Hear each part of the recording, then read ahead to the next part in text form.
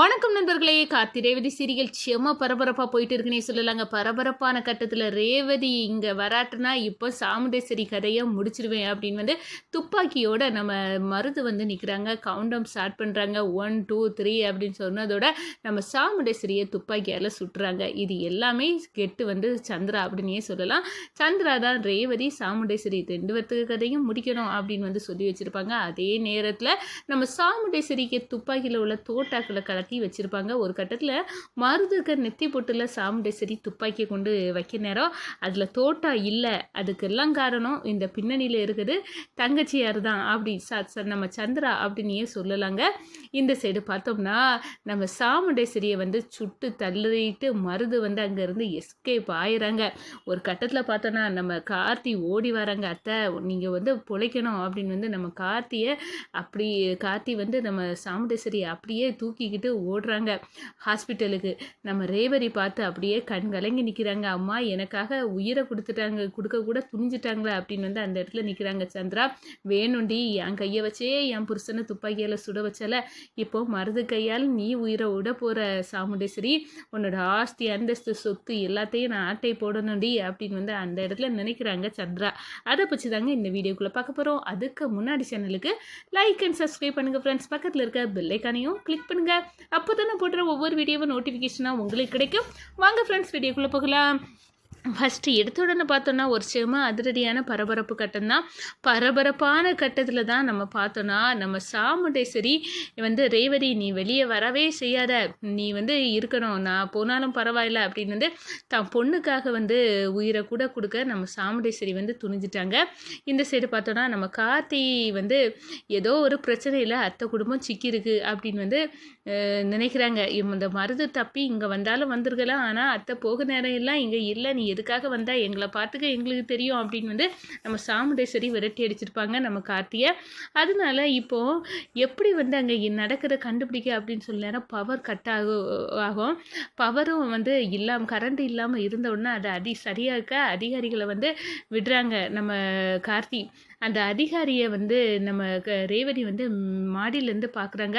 ஒரு கட்டத்தில் நாங்கள் சிக்கலில் மாட்டிக்கிட்டோம், இங்கே தான் மருது நிற்கிறான், இதை எப்படியாவது என் கார்த்தி மாமாட்ட சொல்லணும் அப்படின்னு ஒரு லெட்டரை எழுதுறாங்க ரேவதி. மருது இங்கே தான் துப்பாக்கி முனையில் எங்கள் மொத்த குடும்பத்தையும் சிக்க வச்சுட்டு இருக்கான், எப்படியாவது நீங்கள் காப்பாற்றுங்க கார்த்தி மாமா அப்படின்னு எழுதி அந்த ஈபிக்காரங்க கிட்ட அப்படியே தூக்கி வீசி விடுறாங்க. ஒரு கட்டத்தில் நான் எப்படியாவது இதை உங்கள் கார்த்தி மாமாட்ட கொடுத்துருவேன், நீங்கள் கவனமாக இருங்கம்மா அப்படின்னு சொல்லி அவங்க போகிறாங்க. இந்த சைடு பார்த்தோன்னா ரேவதி இதுக்கு மேலே நான் தாமதிக்க விரும்பலை, நீ வராட்டுனா இப்போ உங்கள் அம்மா சாமுண்டேஸ்வரி கதையை நான் முடிக்க போகிறேன் அப்படின்னு துணிஞ்சிட்டாங்க. இதுக்கெல்லாம் பின்னணியில் இருக்கிறது நம்ம சந்திரா அப்படின்னே சொல்லலாம். ஏற்கனவே சந்திரா தான் நம்ம மருதுவை கோர்ட்டு கொண்டு போகிற வழியில் தப்பிக்க வச்சு மருதுகிட்ட எப்படி பார்த்தாலும் நீ 2 பேர்த்த போட்டு தரலன்னா ஒன்று ரேவதி, இன்னொன்று என் அக்காகாரி, ஏன்னா என் அக்காகாரி என் கையையே வச்சு என் புருஷனை சுட வச்சுட்டா, அவளை என் கண்ணு முன்னாடி சுக்கு நூறாக போகணும், அதுக்காக நீ 2 பேர்த்தையும் போட்டு தள்ளணும், இதுக்காக நான் துப்பாக்கி இதை பயன்படுத்திக்க அப்படின்னு அந்த இடத்துல கொடுப்பாங்க. அதே நேரம் பார்த்தோன்னா சாமுண்டேஸ்வரி எப்படியும் அவள் பயங்கரமான ஆள், இந்த மருத்துவ துப்பாக்கி வச்சு கொல்லதுக்கு நிற்பா. அப்போ துப்பாக்கி ஒர்க் ஆகாமல் போனோன்னா இதில் உள்ள தோட்டாக்களை எடுக்கணும் அப்படின்னு சாமுண்டேஸ்வரிக்கு வீரோவில் இருந்த துப்பாக்கியில் உள்ள தோட்டாக்களை நம்ம சந்திரகலா எடுத்திருப்பாங்க. ஒரு கட்டத்தில் நம்ம சாமுண்டேஸ்வரி அவங்க வீரோவில் உள்ள துப்பாக்கியை எடுத்து வச்சு நம்ம மருதுவை போட்டு தள்ளிடலாம் அப்படின்னு போக நேரம் அங்கே துப்பாக்கியை அமுக்குனா தோட்டா இல்லாததுனால ஒன்றுமே ஆகலை. ஒரு கட்டத்தில் பார்த்தோன்னா தோட்டா இல்லை அப்படின்னு அந்த இடத்துல இருக்க நேரம் மருது மடக்கிறாங்க நம்ம சாமுண்டேஸ்வரியை. இதுக்கெல்லாம் காரணம் சந்திரா தான். அக்காகாரி, நான் இது கூட உன் கூட இருந்து செய்யாட்டுனா எப்படி, அதுக்காக தான் தோட்டாக்களை எடுத்துட்டேன், ஏன்னா உனக்கு தந்துடும், எப்படியாவது எங்களுக்கெல்லாம் டிமிக்கி கொடுத்துட்டு நீ அந்த துப்பாக்கி எடுத்து சுட போவ அப்படின்னு தெரியும்டி, அதுக்காக தான் இதெல்லாம் பண்ணினேன் அப்படின்னு அந்த இடத்துல நினைக்கிறாங்க. இந்த சைடு பார்த்தோன்னா நம்ம ரேவதி எப்படியும் காப்பாற்றணும், என் பொண்ணு உயிரோடு இருக்கணும் அப்படின்னு வந்து அந்த இடத்துல வந்து நம்ம சாமுண்டேஸ்வரி ரேவதி என்ன ஆனாலும் பரவாயில்ல, இது என் உயிரே போனாலும் நீ வெளியே வரக்கூடாது அப்படின்னு வந்து சொல்லிக்கிட்டு நம்ம ரேவதியை வந்து காக்கணும் அப்படின்னு வந்து நம்ம சாமுண்டேஸ்வரி இருக்க நேரம் ஒரு கட்டத்தில் கவுண்டம் 1 2 3ன்னு ஸ்டார்ட் பண்ணி அப்படியே துப்பாக்கியை வச்சு நம்ம சாமுண்டேஸ்வரியை சுட்டு தள்ளிட்டு மருது வந்து தப்பி ஓடுறாங்க. இந்த சைடு பார்த்தோன்னா நம்ம கார்த்தி வந்து உள்ளுக்க அந்த லெட்டரை படிக்கிறாங்க. அந்த ரேவதி வந்து எழுதி கொடுத்த அந்த லெட்டரை படிக்கிறாங்க. கார்த்தி மாமா, எங்கள் மொத்த குடும்பமும் இந்த மருது வந்து எங்களை அடைச்சி வச்சு துப்பாக்கி மணிலே மிரட்டுறான், நீங்கள் தான் காப்பாற்றணும் அப்படின்னு வந்து அந்த இடத்துல எழுதியிருக்கோம். அதை படித்து பார்த்துட்டு இங்கே வர நேரம் மருது தப்பிக்க போகிறாரு. அவரை அடித்து வெளுத்து ஒரு கட்டத்தில் வந்து அதிகாரிகள் பிடியில் வந்து கொடுக்குறாங்க. அதே நேரத்தில் இரத்தக்கரையோடு நம்ம சாமுண்டேஸ்வரி கடற்கரை பார்த்துக்கிட்டு நம்ம கார்த்தி துடிச்சு போகிறாங்க. என்னென்னு இருந்தாலும் என் தாய்மாமன் பொண்டாட்டி கண்டிப்பாக வந்து காப்பாற்றியே ஆகணும் அப்படின்னு வந்து நம்ம கார்த்தி வந்து சாமுண்டேஸ்வரியை தூக்கிக்கிட்டு அப்படியே அழுத மேனிக்கு வந்து ஹாஸ்பிட்டலுக்கு வந்து கொண்டு போகிறாங்க. நம்ம ரேவதியும் கூட போகிறாங்க. மாமா, எங்கள் அம்மாவை எப்படியாவது காப்பாற்றணும் மாமா, எனக்காக தான் எங்கள் அம்மா உயிரே விட்டாங்க. இந்த மருது எங்கள் அம்மாவை வந்து துப்பாக்கி வச்சு சுடுறதுக்கு ரேவதி நீ வந்து வெளியே வராட்டா நான் சுற்றுவேன் உங்கள் அம்மாவை அப்படின்னு சொல்லி தானே மாமா இதெல்லாம் பண்ணுனா, இந்த மருத்துவ சும்மா விடக்கூடாது அப்படின்னு வந்து அந்த இடத்துல சொல்ல நேரம் இது எல்லாமே வந்து இது உங்கள் சந்திரா சித்தியோட வேலையாக தான் இருக்கும் அப்படின்னு வந்து அந்த இடத்துல கெஸ் பண்ணுறாங்க.